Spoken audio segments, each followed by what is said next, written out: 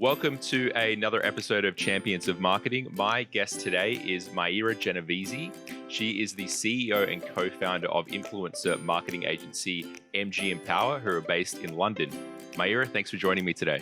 Thank you so much, Chris, for having invited me. I'm so delighted to be here today to talk with you all about influencer marketing. Thank you so much. My pleasure. Happy to have you on. So, Maira, I've been fascinated by influencer marketing for a long time now, but more recently, I've been interested in the inner workings of how brands are able to connect to influencers to build a mutually beneficial partnership. And I'm really happy that I'm able to talk with you today and understand how your agency is helping connect influencers with brands. But as I was doing a lot of research on influencer marketing, I started seeing a lot of different subcategories of influencers. So there were the micro influencers, the nano influencers, the macro influencers. How are all these different types of influencers defined? Yes. So influencer marketing, when you're talking about creating a strategy to put influencer to work and on behalf of a brand to promote a brand, we have different types of influencers. So we can name them as a nano influencer, micro influencer, macro influencer, and mega influencer. So what's the difference between those categories or these tiers that we called within the industry? Nano influencer are influencers with 1,000 to 10,000 followers. They talk more directly to a specifically niche or neighborhood or a local community. So if a local business or a local service is looking to promote their product or service within a specifically community, so they tend more to engage with nano influencers because they are the ones that are going to read that message straight to that community that the brand wanted to talk with. And then when it comes to micro influencers, they come with a number of followers from 10K to 50K thousand followers. They don't have that massive number of following, but they still have a high engagement rate.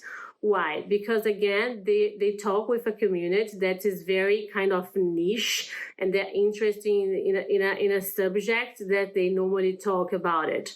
So if we're looking to increase leads, increase sales, or have an increase of subscription of a product or of a newsletter, so micro influencers, they are the way to go because their engagement rate is really high. And in terms of conversion, they converge really well because they tend to get that trust from their audience. When it comes to macro influencers, so they are the ones that comes with like from 100K followers to 1 million followers. So macro influencers, they are not the mega influencers, they're not the celebrities, but they do have the kind of engagement that is between the mega and the micro engagement rate. So macro influencers, they're great to work when you're looking to get the awareness. But again, when you have like more of a target audience because they tended to have a really good engagement rate to that specific niche and their price point compared to mega influencer, their cost less than a mega, and they might have the same impact as a mega influencer because of their price.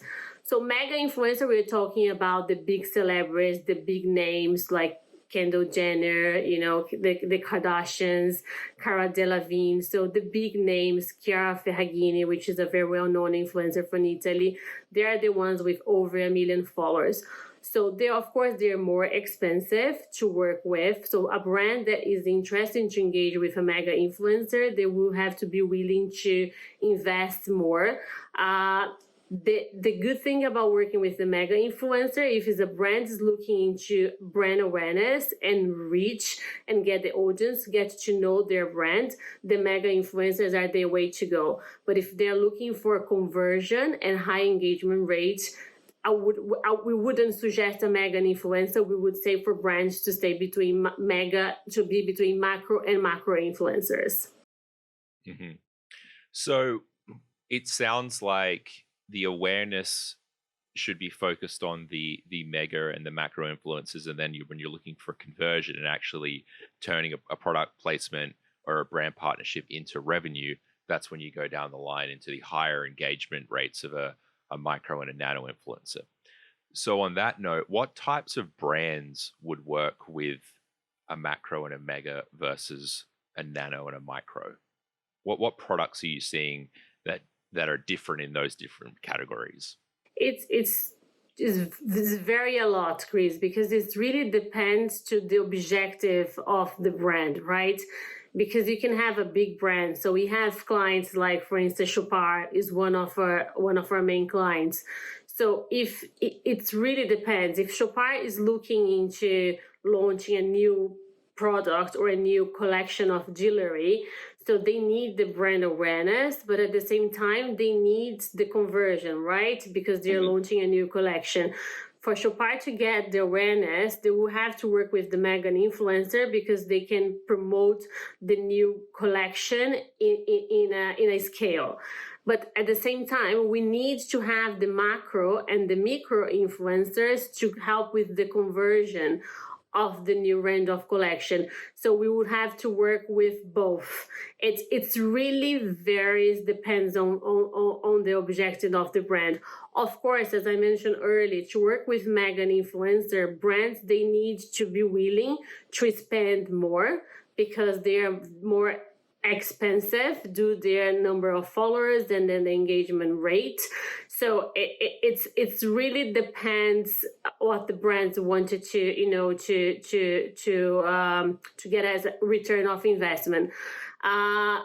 Brands that are starting to get into the influencer marketing, normally they go for the micro influencers to test the water because they never done influencer marketing before. They say, okay, let's go for a lower investment because we're looking for, of course, conversion because we're doing the investment. And also we wanted to target specifically niche. So they go for the micro. But again, it's really varies depending on the objective. We as an agency, we always like to, when we come to a strategy, we always like to put a strategy together that we will be able to type into at least 3 tiers, the micro, the macro, and the mega. Because as I mentioned earlier, the 3 of them, they have different kind of results when we work with them. So we tended to work with the 3 tiers when it comes to our strategy. Right. And I assume there's an overlap of followers when it comes to a micro influencer and a mega influencer. There's probably the same person following 2 of those people. So if you were to have a campaign, let's say, to sell these Yeti, coffee thermoses, you maybe the micro influencer is going to be a coffee based influencer, and then your macro influencer is just someone with 5 million followers, and they partner with all different types of brands. So are you saying that if I see the same product placement on that mega or macro influencer and I see it on a micro influencer, I'll more than likely buy it from the micro influencer because I trust them more? Exactly. So the mega influencer, they will give you the brand awareness of your product. So more audience would know about your product, but they're not necessarily going to buy into your product. As the micro influencer audience, they tend more to engage and convert because they trust that influencer they're following and because they're more niche. Right. So are you setting up campaigns where you will have a macro and a mega influencer campaign first to build that awareness, and then you will work on the nano and the micro influencers to convert? Or is it at the same time? We do the same time. So we're actually doing a campaign now in the US for a baby brand. And we are working to launching 3 new products from that brand. And one of the products is a hand sanitizer, a hand wash, and a hand lotion. So actually there are 3 products, but it's a new brand and it's a new product that they're launching. So we need the 3 elements of results of an influencer marketing. So we need the conversion, we need to type into a specifically niche, which is moms bloggers. So we need to go into those moms and say, oh, listen, now we have a new hand sanitizer, hand wash, and hand lotion. They are good for babies. So I really need to type into that community. But at the same time, I need the big awareness, the big scale reach to tell the world that this brand is now available and they are launching 3 amazing products. So we are doing at the same time. Mm-hmm. There seems to be a fantastic way of creating organic engagement among social platforms like TikTok. And one of the things that people are using is a TikTok challenge. And that can go viral and it's essentially free, right? Once you get people using your product or your service or associated with your brand and this challenge, people aren't getting paid for it. The people that are doing it, but it is going viral. So how does a brand create a TikTok challenge and how do you make it go viral? Just going back to your point about the challenge, like TikTok is such a new kind of a platform for brands. We've been working with TikTok for the past year and we are helping brands to go into TikTok. So actually there is a cost for a brand to create a challenge on TikTok. And the cost actually is very expensive to create your own challenge on TikTok. So the good thing about the challenge, yes, the investment is quite high for a brand to go and create a challenge on TikTok, but they as a return of investment, they get a huge user generated content through that challenge because they're going to engage the users from the platform to participate into a challenge and get to be mentioned through a hashtag challenge and a hashtag brand and a hashtag of the name of the brand. And within that, a brand can get like 1 billion views on their challenge page and can get over like the average on user generated content when you create a good challenge is over like 100,000 like content that can come through that challenge. So a brand to engage into a challenge, they do have to pay TikTok. And the influencers that participate on the challenge, we normally activated like around like 20 influencers to be paid to start with the challenge and start promoting with the challenge, because you always have to have influencers that's going to talk about the challenge in order for the people to participate. But yes, again, like the UGC content that the brands get through the challenge, the influencer not get paid to do that, but they are so involved with the challenge because the challenge has to be engaged, it has to be like element of music and a dance. And if you do have a good challenge that is resonated to your market, especially to your cultural market, it's a no-brainer of success for a brand. Right. So how does the fee structure break down? So if I'm paying TikTok for the initial challenge, then am I also paying a certain number of influencers to promote the challenge? And is it a performance-based structure from TikTok, or is it a flat fee? Is a flat fee. So TikTok, what they can guarantee, because like the challenge is a package, right? So how does it involve that challenge? When you pay for TikTok to do a hashtag challenge campaign, it comes in a package that we're going to have a brand takeover advertising and in-feed advertising. So what the brand takeover is, so challenge normally they last in US for 6 days. So you're going to have your own dedicated page, challenge page on TikTok. And for 3 days, when we start the challenge, every user in US, for instance, that open TikTok, they will see an advertising for your brand that are promoting your challenge. So for 3 days, any user open TikTok, they will see your advertising there. So that will TikTok, they do that within the package to support and engage the users with the challenge that you have created on the platform. And then you have the in-feed ad. What is the in-feed ad? Is when you're scrolling down TikTok to see content, sometimes you can see a paid advertising there. So you can use the content from the influencers that you paid as an in-feed ad to, again, engage the users into the challenge. So the in-feed ad, the duration of it is the same duration of the challenge, is for 6 days. So TikTok, they do all the support within the platform to promote the challenge that you are doing within the platform. And the cost of the influencer is separately. So TikTok, they don't procure influencers to participate on the challenge. So it's a two different kind of like strategy and work. One strategy is the brand working with TikTok to decide on the challenge and get advice to like what's the best challenge, what's the best tips to have a challenge that is going to resonate it. And then the second strategy is to understand who are the influencers that are already on the platform that can be the ones that initiate the promotion of the challenge. So it's quite expensive, Chris. It's not a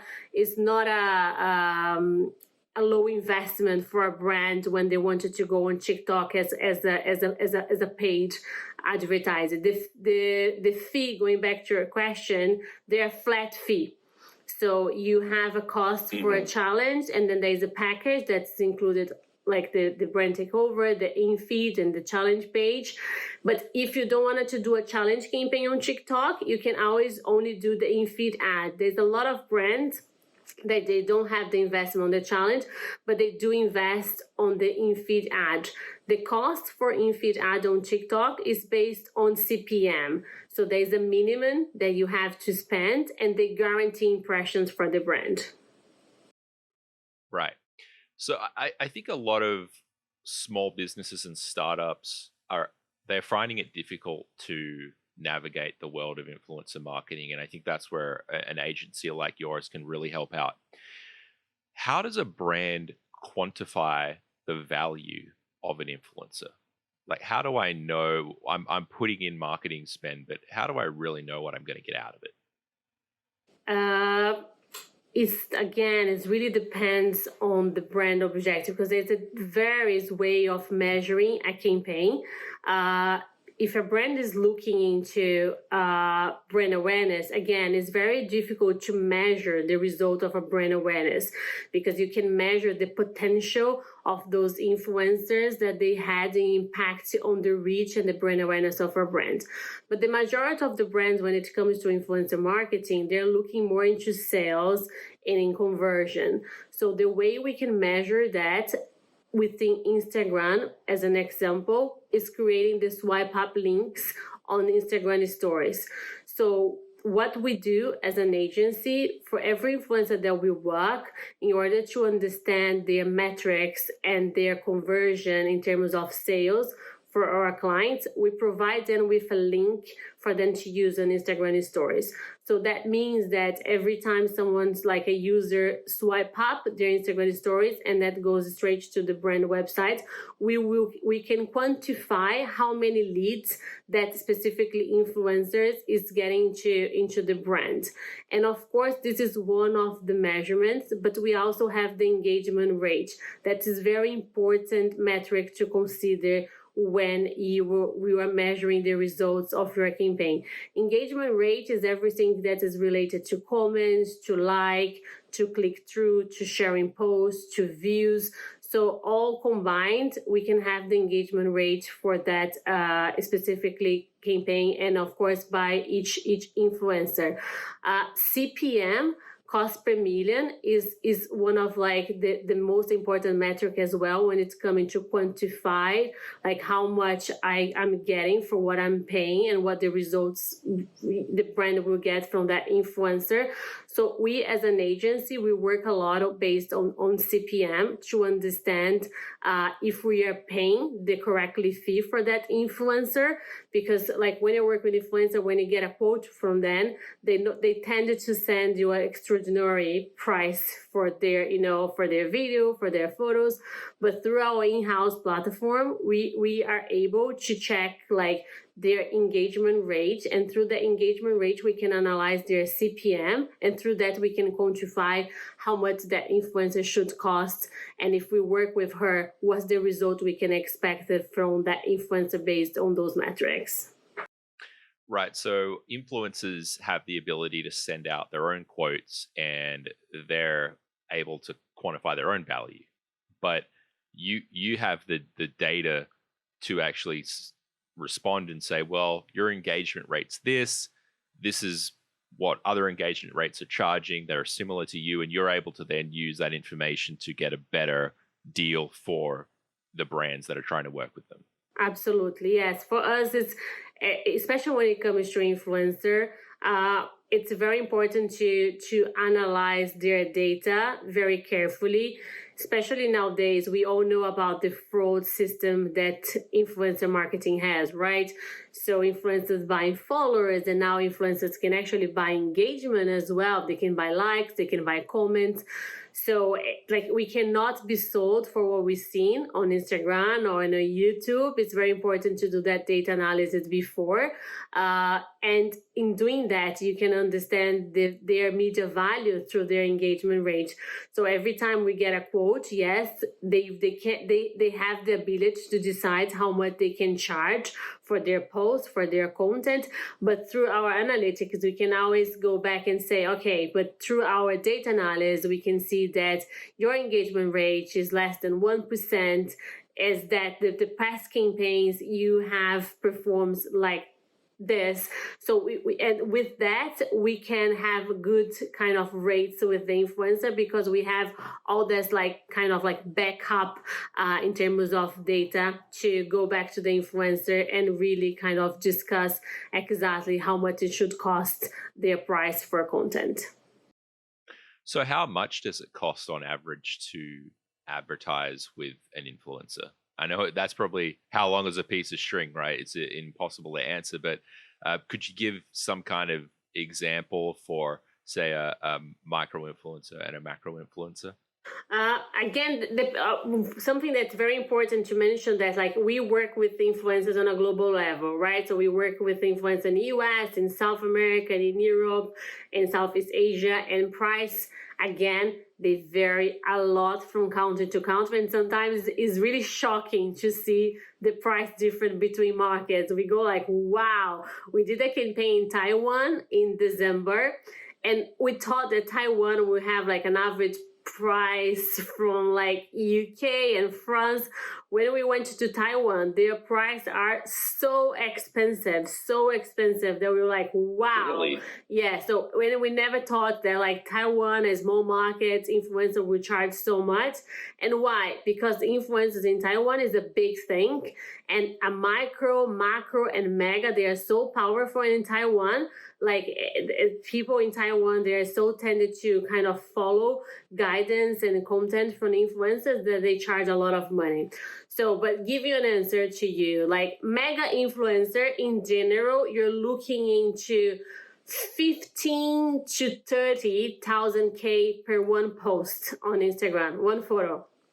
And story an average of like $5,000 to $10,000 for one frame of stories. That's the 15 seconds that we call as a frame. So this is mega influencer. So macro influencer, we will be looking into 5 to 20. Why price for macro can be closely to mega is because the engagement rate of macro influencers sometimes can be even higher than the mega influencer. And having the engagement rate really high, it's justified for them that their price is more expensive. Whereas with mega influencer, they can have 3 million followers, but their engagement rate is not as high, so they cannot charge you so high based on the engagement rate that they have. So we're looking into, like, as I said, like 5 to $20,000 for macro. And then when it comes to nano and micro influencer, then we can say like for $1,000 to $5,000 for a post. And if you're looking into like how much investment a brand should have when it comes to an influencer marketing, I think the minimum to have a campaign that will have a minimum amount of influence, I would say a brand needs to start thinking of a budget of $10,000 to $15,000 to do a test campaign. Mm-hmm. I'm really surprised at the Taiwan market. I didn't realize that it was so lucrative. To give you an idea, in Taiwan, a mega influencer in Taiwan was charging $25,000 for a post on Instagram, for a video post. Wow. Okay, time to move to Taiwan then and become an influencer. So that actually leads me to my next question, which is more focused on influencers, and maybe I'll add on to what I was initially planning to ask you. But what are the best platforms for influencers to make the most money in 2020? And then maybe just going on from this Taiwan market, are there other markets that you wouldn't necessarily think are that lucrative, but they are? Russia. Russia is so expensive. I've been to Russia last year 3 times because we've been doing a lot of campaigns there. And the first time I went, I never been in Russia before. And then I decided to go to do a market research and to talk with influencers there and understand the landscape. And Russia is so expensive as well. It's such an expensive market for influencer. Right. More than Europe. I mean, Europe, yes. So like more expensive than France, than London, the UK, Spain, and German. Russia, it's so expensive.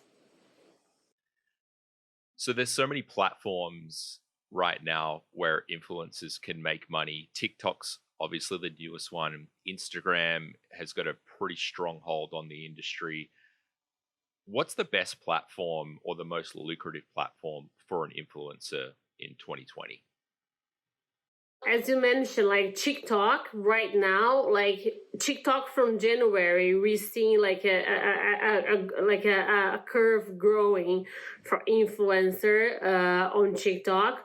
But since the COVID-19, we saw TikTok just jumping to the curve, to the top of the curve. And now I would say that Instagram, YouTube, and TikTok at the moment, and I think we will continue to be until the end of the year, the 3 platforms that influencer can make more money with, because the brands are willing into those 3 platforms at the moment, especially YouTube, that 2-3 months ago, brands are not really willing into activating YouTube because YouTube is such an expensive platform. But because of the lockdown and the fact that everyone is at home, so YouTube now it's been very popular with brands for creating content, because the average spend on YouTube has increased 35% since we started the lockdown across the world. Wow. Yeah, I read an article this morning that IGTV is going to be doing revenue splitting just like YouTube is. So I think it was 55% of ad revenue from IGTV will actually go to the content creator. How do you think that's going to change just the regular influencer brand partnerships now that influencers are able to actually make money from advertising on Instagram? Instagram is being like a popular platform for influencers to make money for about like 3 years now. So they start only with the photos, and then they add the possibility of creating video and post videos, and then it comes to Instagram stories. So Instagram story is a great move from Instagram when they decided to create that tool, because it enables brands to have their links that can go through straight to their website and convert to sales immediately. And then they come with the IGTV now, which is definitely to compete with YouTube. And then now you have the lives, right? Mm-hmm. Because the live now, like, it was a tool that they were like, live was an Instagram, but the influencers and users of the platform, they were definitely not using the live. So it was a tool that was there without not people using. And since the COVID-19, I'm sure you have seen the increase of lives on the platform, and influencers are getting profit from lives as well, because brands are paying influencers to do lives within their Instagram account. I think like Instagram will continue to be the one to go for influencers to make profit and work with brands, because of the possibilities that the Instagram give to the influencer, because there's so many ways that brands can work with Instagram with the one platform. But again, like TikTok, it's coming here to stay. and we will see like a lot of influencers migrating to TikTok, because more and more brands we wanted to be activating on TikTok. So I think it's the two channels that will continue to increase and increase. For the average person that has an Instagram account or a TikTok that they have, less than 1,000 followers, and most of them are friends, people they know, or a bunch of bots and fake profiles following them. So these are people, just the average, take a photo of their coffee, and they're out on a holiday and they post a story. It feels like the world of influencers is sort of a secret society. Like, how do you break into being an influencer? There's people out there that think that they're creative, they've got good content, they travel a lot, but they just don't know how to get into the world of becoming an influencer. So as a CEO of an influencer marketing agency, what's your advice to someone that actually has talent, is really good at creating content? How do they become an influencer and make a living off of doing that? Chris, I always say to people that want to be influencers, or like, because this question, I love that question, because I truly believe that we all are influencers, right? I am an influencer, you are an influencer, so everyone can be an influencer for the fields that they work with, or to promote like a hobby that they love. So I think everyone can be an influencer. But of course, in order to be a successful influencer, my advice would say, be authentic. Now, authenticity is so important more than ever, because everyone thinks that it's so easy to become an influencer and to make a lot of money being an influencer, but it's not as you think it is, because in order for you to be successful, you have to be authentic. You have to be honest, true to yourself, and creating content that will resonate with because it always starts with your friends, right? So if I decided to be an influencer, like on my Instagram, I talk a lot about my son, about my agency, or about, things that I love. So if I decided to be an influencer, I need to start creating content that will resonate to already with the users that I have, and then creating more and more content. I think the secret is creating a lot of content, and content that resonated with your audience that you wanted to type in. Be authentic. Don't buy followers, don't buy engagement rates. Be patient, because it's the success and making money is not going to happen overnight. And the quality of your content is very important, because especially now with the Generation Z and with the millennials, they are looking to engage with the influencers that are authentic and has something to say, that it's meaningful and has a purpose. So I think it's like purpose is something that is very, very important when you decided to be an influencer. What's your purpose? Why do you want to be an influencer? So I think that would be my recommendation. Yeah, I think purpose and patience are probably the two keys to becoming an influencer.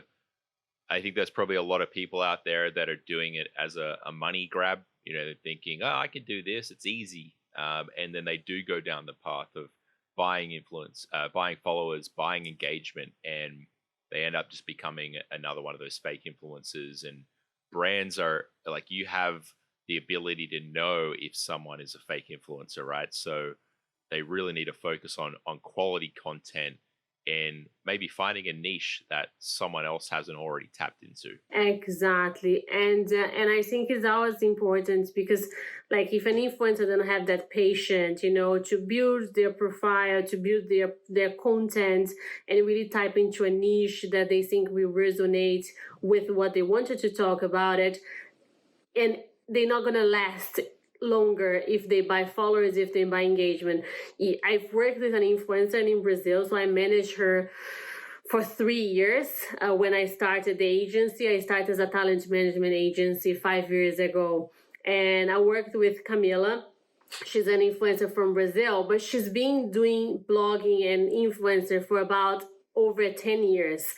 So I saw the growth of Camila throughout her journey, and it was not less like overnight. Now today she has over 2 million followers. She's very well known internationally, doing a lot of brand partnerships, making a lot of money, but that doesn't happen overnight. And I think the fact that she had the patience and also like never buy followers on engagement, that's why she's lasting for such a long period of time. Because if you're looking for influencers that started 12, 30 years ago, you'd say, wow, but how they still making success? Is just because they keep in consistency and they are growing their number of audience very organically. And I think that's the secret. Be patient, step by step, because if you wanted to become famous overnight, you're not going to last for long. Mm-hmm. Yeah. Podcasting is another thing that is getting mainstream attention recently, with Joe Rogan landing the Spotify deal rumored to be worth $100 or $200 million. And podcast advertising and marketing has been around for a few years now, and I've been guilty of buying more items than I can remember from Joe Rogan talking about them on his podcast. So I'm a great consumer for podcast influencers. But where does podcast marketing or podcast influencer marketing sit in the wider category of social platforms? Podcast it's gonna become part of any influencer marketing strategy. So again, like podcasts from the beginning of the year, we were like looking into, we're seeing the growing of the podcast. But since the lockdown, we noticed the increase on podcast engagement, and definitely podcast will be an audio version of Instagram and YouTube, and will be part of any influencer marketing strategy when brands wanted to come to product placement, their service or their product. Why podcasts will become very important? Because, for instance, for you, Chris, so as you're building your community for your podcast, people that are listening to your podcast, they listen to your podcast because they love what you talk, they love about the guests that you're bringing into your podcast and the subject that you're discussing with your guests, and they trust you as a host, right? So if a brand, a service decided to product placement within your podcast, the engagement rate that we're seeing within podcasts is unbelievable, because the audience, the listen to your podcast, they trust the host so much, and they tend to listen to the podcast from the beginning to the end, that even if you're doing an advertising in the middle of your podcast, they wouldn't mind, because they trust so much into the host.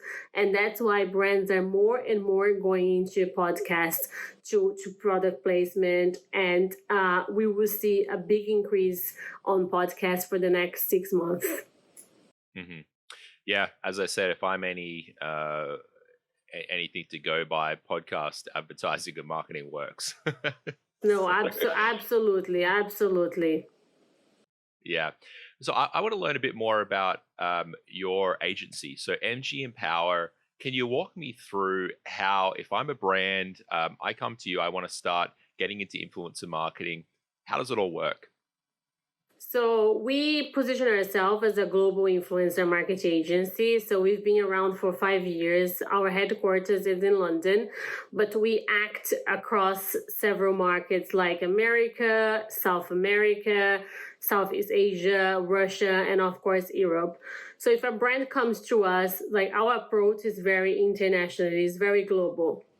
So first of all, we don't believe that sell names to a brand, I mean like sell influencer names, it's what resonates in a successful influencer marketing campaign. So our approach is pretty much like going to deep into the brand DNA and understand the brand objective and what the market that brand is willing to advertise. If it's a global brand, if they have markets in Europe and US and South America we will develop a strategy that can type into all the markets that the brand has a presence. So for us, storytelling, it's very, very important. It's part of our brand DNA, of our agency DNA.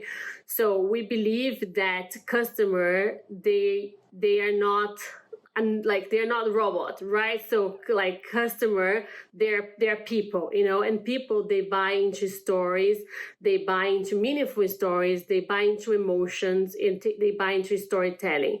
So for us, when it comes to strategy, we will go into the brand DNA and understand the objective and create a narrative, a storytelling that will resonate into that market and to that brand. Once that strategy, that storytelling is created, then we would decide who would be the influencer that will be part of that campaign. We don't do the other way around. There's so many agencies that when you approach agents, they'll say, okay, I have these 10 names that I think they will be great for your brand.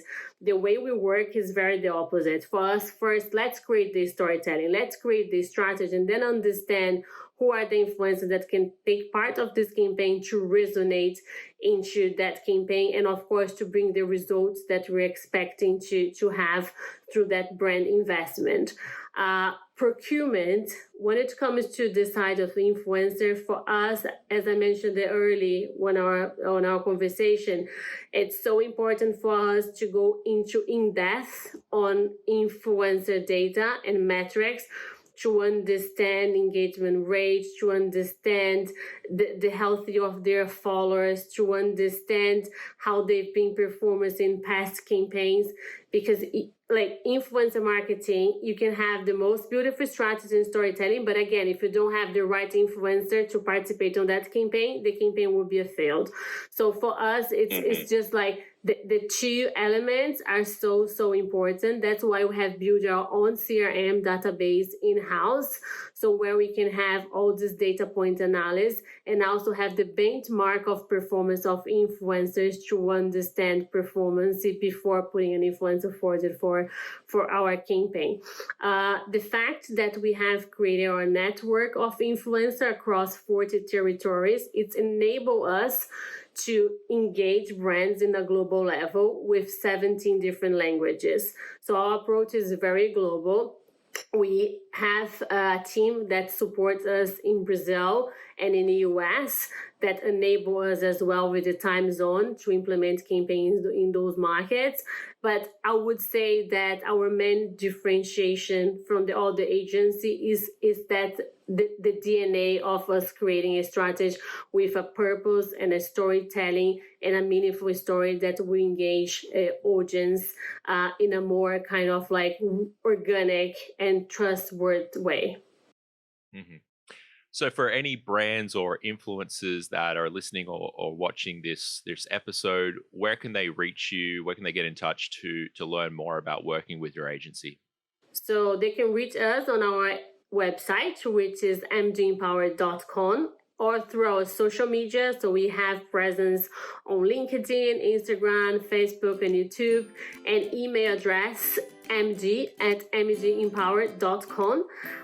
It works both for brands and also for influencers. We are not a talent management agency, but we do develop our own CRM database. So if you're an influencer and wanted to work with us, we will be happy to add influencers into our database.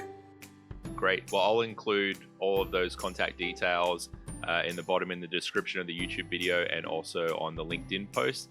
Maira, thank you so much for joining me today. I really enjoyed this conversation. Thank you so much for having me. It's been a pleasure talking to you. Thank you so much, Chris.